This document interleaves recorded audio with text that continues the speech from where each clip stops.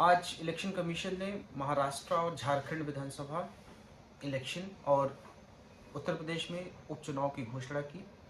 हालांकि मिल्कीपुर विधानसभा की घोषणा इस वजह से नहीं की गई क्योंकि वहां पे मेरे द्वारा एक याचिका फाइल की गई election petition Lucknow high court में। मेरे क्लाइंट गोरखनाथ जो वहां से विधायक भी रह चुके हैं, और इलेक्शन पिटीशन हमने गोरखनाथ के द्वारा फाइल की थी, जिसमें हमने ये मांग की थी कि जो अवधेश प्रसाद जी जो अब सांसद बन चुके हैं, उनके द्वारा जो एफिडेविट फाइल किया गया था इलेक्शन कमीशन के पास, रिटर्निंग ऑफिसर के पास, वो बिल्कुल फॉर्ज है, फैब्रिकेटेड है। क्योंकि जो नोटरी उन्होंने कराई थी, ये मेरी याचिका है Gorakhnath versus Awadhesh Prasad Lucknow high court में।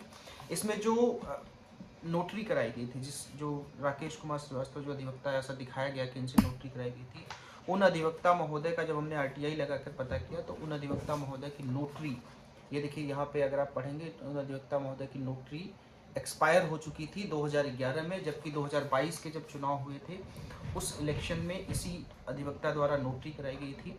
उसको हमने चैलेंज किया था, जिसमें माननीय न्यायालय ने संज्ञान लेते हुए नोटिस जारी किया था। इसमें सुनवाई चल रही है। हालांकि बीच में जब लोकसभा चुनाव हुए तो वो सांसद चुन लिए गए, और इसलिए हमने भी याचिका को बहुत ज़्यादा प्रेस नहीं किया क्योंकि ऑलरेडी वो इन्फ्रेक्चुअस हो गई थी। लेकिन चूंकि मामला पेंडिंग है, मामले में माननीय न्यायालय संज्ञान ले चुका है, इसलिए आज चुनाव का जब घोषणा हुई तो मिल्कीपुर विधानसभा में घोषणा नहीं हुई। हालांकि हम 1-2 दिन में इसमें पिटीशन को विड्रॉ करेंगे, और विड्रॉ करके उसके बाद इलेक्शन कमीशन को भी इन्फॉर्म कर देंगे। और दूसरी बात जो मैं देख रहा हूँ सोशल मीडिया पे कि बहुत सारे लोग इस बात को बहुत गलत तरीके से कर रहे हैं कि मिल्कीपुर से बीजेपी डर गई इसलिए वहाँ पे अनाउंस नहीं हुए,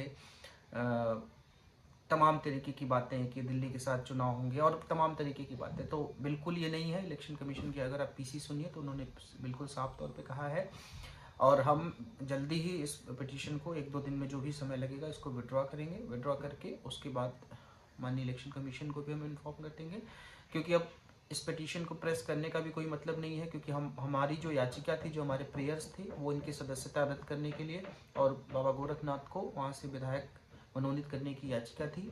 हालांकि अब वो ऑलरेडी वहाँ पे विधायक नहीं है, वो सांसद बन चुके हैं, उन्होंने इस्तीफा दे दिया है विधायक पद से। तो इसको प्रेस करने का कोई मतलब नहीं है, और वहाँ पे चुनाव भी होने चाहिए। ये बात मुझे लगा कि आपके संज्ञान में आना चाहिए, इसलिए मैं ये बात बता रहा हूँ। धन्यवाद। जय हिंद।